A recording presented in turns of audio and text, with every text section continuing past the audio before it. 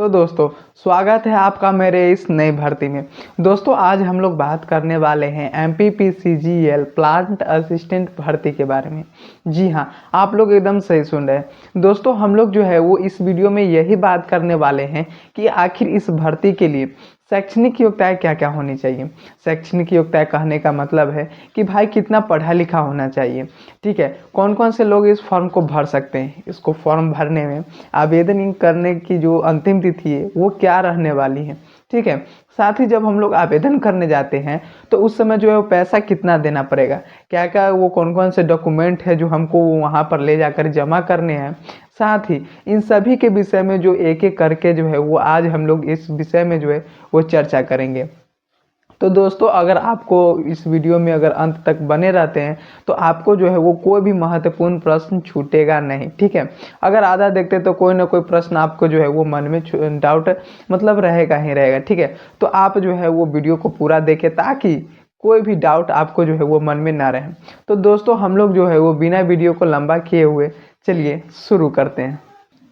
तो दोस्तों चलिए हम लोग जो इस भर्ती के बारे में विस्तृत से चर्चा करते हैं। दोस्तों सबसे पहले हम लोग जो है वो फुल फॉर्म जान लेते हैं MPPGCL का। तो इसका सीधा सीधा फुल फॉर्म है Madhya Pradesh power generating company limited. यह भर्ती जो है वो समझिए कि सरकारी नहीं है, प्राइवेट की तरफ से आई हुई है।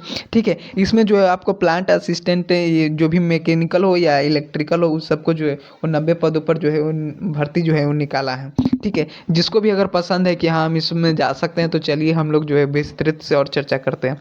दोस्तों सबसे पहले आप लोगों को मैं बता दूं कि इसका एप्लीकेशन डेट्स के बारे में। ठीक है, आप लोगों का एप्लीकेशन स्टार्ट जो है वो 1 दिसंबर से जो है वो आप लोगों का स्टार्ट हो चुका है। लास्ट डेट की बात कर लेते तो 30 दिसंबर तक जो इसका जो है वो लास्ट डेट रखा गया है।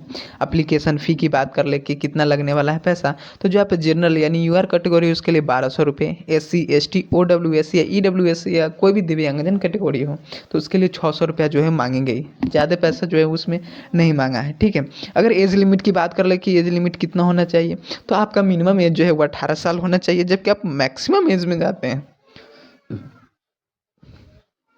तो उसके लिए 40 साल होना अनिवार्य है। टोटल पोस्ट की बात कर ले भाई तो टोटल पोस्ट जो है वो 90 दी गई। ठीक है, 90 पदों में है जो आपको। तो चलिए हम लोग जो है एलिजिबिलिटी क्राइटेरिया है जो आप जानते हैं कि हम लोगों को जो है कितना तक भाई पढ़ा लिखा है तब उसमें जाएंगे। ठीक है, कितना सैलरी मिलेगा चलिए जानते हैं। तो सबसे पहले हमको जो है वो आपको प्लांट असिस्टेंट अगर आप मैकेनिकल किए होइएगा, 10th किए हुए हैं, ITI मैकेनिकल से किए हुए हैं, चल जाइए धाके। ठीक है, ITI कोई भी डिग्री से किए होइएगा तो आप आराम से जो है वो प्लांट असिस्टेंट के पद पर जा सकते हैं। इलेक्ट्रिकल है तो कोई दिक्कत नहीं है, 10th पास है और ITI किए हुए हैं जाइए धाके रेल के, कोई दिक्कत नहीं है। ठीक है, तो आपको जो है वो 10th आपको पास करना होगा, प्लस में आपको ITI चाहिए। ठीक है, अब हम लोग चलिए कि देखिए कितना जो है वैकेंसी निकला हुआ है कैटेगरीज वाइज। तो सबसे पहले URL के लिए मैकेनिकल हो तो उसके लिए 14, इलेक्ट्रिकल हो तो 10। SC में बात कर लेते हैं तो SC में मैकेनिकल में चाहिए 9, इलेक्ट्रिकल में चाहिए 6। ST कैटेगरी के लिए अगर मैकेनिकल में जाना है तो 11 और इलेक्ट्रिकल के लिए 7। OBC कैटेगरी है तो उसके लिए मैकेनिकल में जाना है तो 14 और इलेक्ट्रिकल में जाना है तो 10। AWS है तो उसके लिए 5 चाहिए मैकेनिकल में और 4 चाहिए इलेक्ट्रिकल में। कुल मिलाकर जो है 90 पदों पर वैकेंसी निकली हुई। तो दोस्तों मैंने जो इस भर्ती से संबंधित जितना भी जानकारी था भाई आप लोगों को महत्वपूर्ण से बताया है।